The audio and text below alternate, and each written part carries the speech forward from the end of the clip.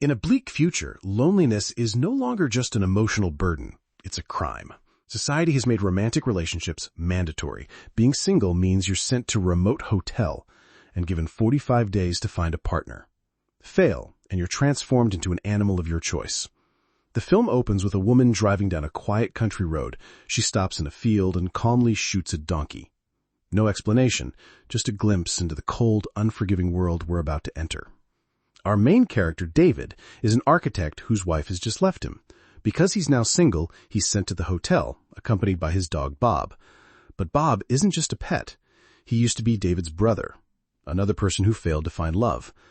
At check-in, David is asked to declare a defining trait. His is short-sightedness, so by the hotel's rules, he must find a partner who shares that same condition. He also chooses which animal he'll become if he fails. A lobster, because they live over 100 years, remain fertile for life, and thrive in the sea.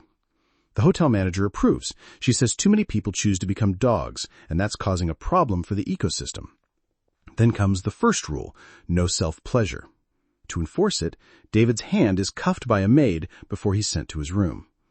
The next morning, David meets two other men, Robert, who has a lisp, and John, who walks with a limp. Like David, they're trying to find women who match their defining traits. But it's not easy. They notice a woman whose nose bleeds constantly, and another who seems entirely devoid of emotion. The days pass, the pressure builds, and every failed connection brings David closer to a choice no one wants to face. Turn into an animal, or settle for someone who might not be real love? At the hotel, an assembly is held. One by one, the singles stand up and share their stories. John explains how he got his limp while visiting his mother, who, after failing to find a partner, had been turned into a wolf.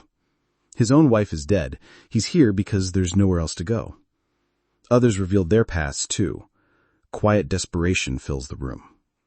The hotel gives them constant chances to mingle, during meals, awkward chats, and painfully forced dance parties. At one of them, David tries dancing with a woman whose nose bleeds often, but there's no shared trait between them, so the conversation dies, and the clock keeps ticking. Then comes the hotel's most twisted tradition, the hunt. Singles are armed with tranquilizer rifles and sent into the woods to capture loners, people who rejected the system and fled the hotel. If caught, loners are dragged back and turned into animals. For each one captured, a single day is added to your deadline. David fails to catch anyone on his first hunt, but others don't.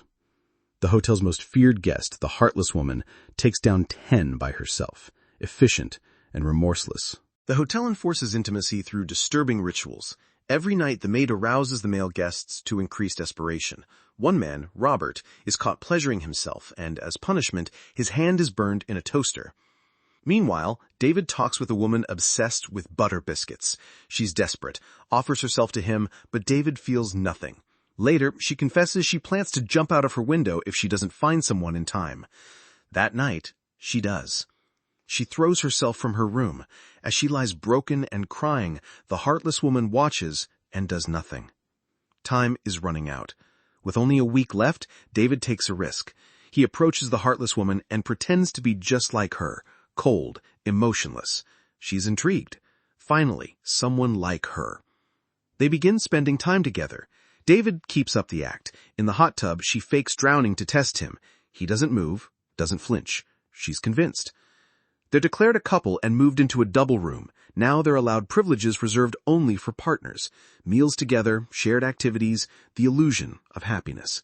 But the act is fragile.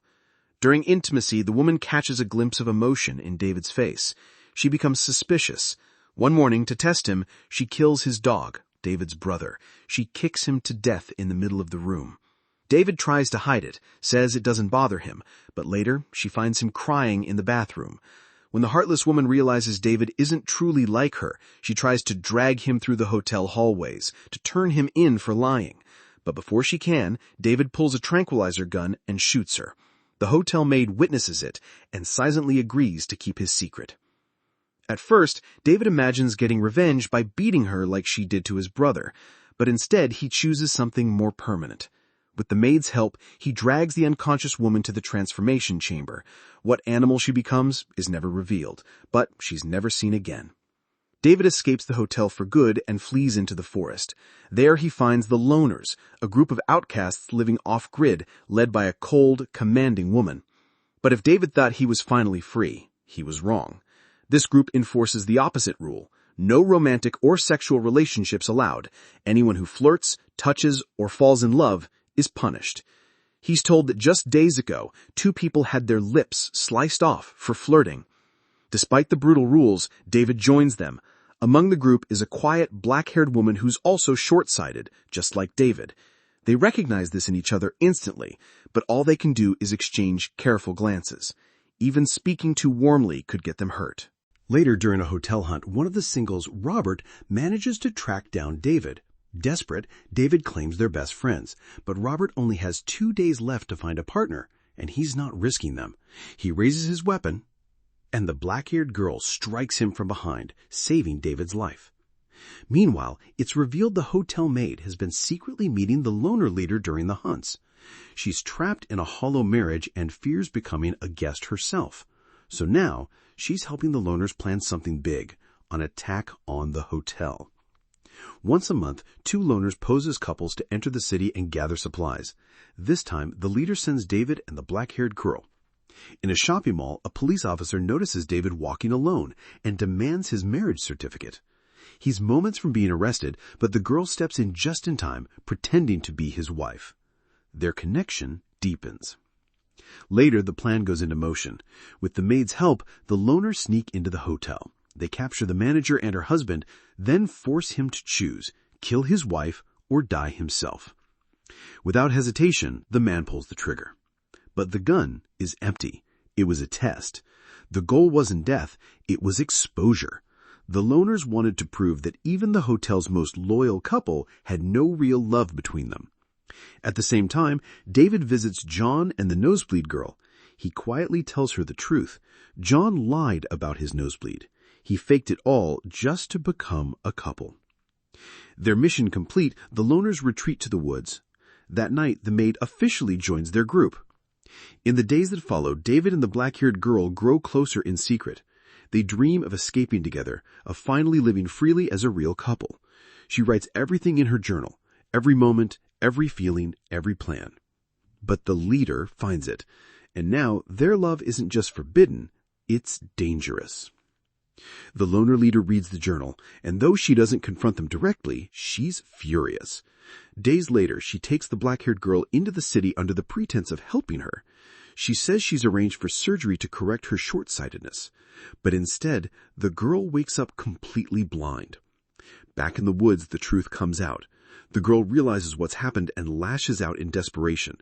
She tries to kill the leader, but in the struggle, she accidentally kills the hotel maid instead. Surprisingly, the leader lets her live and sends her back to David. At first, she tries to hide her blindness from him, but soon she breaks down and tells him the truth. She's terrified that without a shared trait, he'll leave her, that they're no longer compatible by the world's rules. David is shaken, but he chooses to stay. He helps her adapt, guiding her through touch, smell, sound, learning how to be together without matching attributes. They try to find something else in common, anything at all, but nothing fits. Still, David refuses to give up, and one night he tells her they should kill the leader and escape the woods for good. Under cover of darkness, they carry out their plan. David abducts the leader and throws her into an open grave. He walks away as wild dogs approach and begin tearing into her body. Then he and the black-haired girl make their way into the city. Eventually, they stop at a small diner. David has made a decision. He's going to blind himself so they can once again share a defining trait. They talk quietly across the table. He asks the waiter for a knife. Then David stands up, walks slowly to the bathroom, looks in the mirror.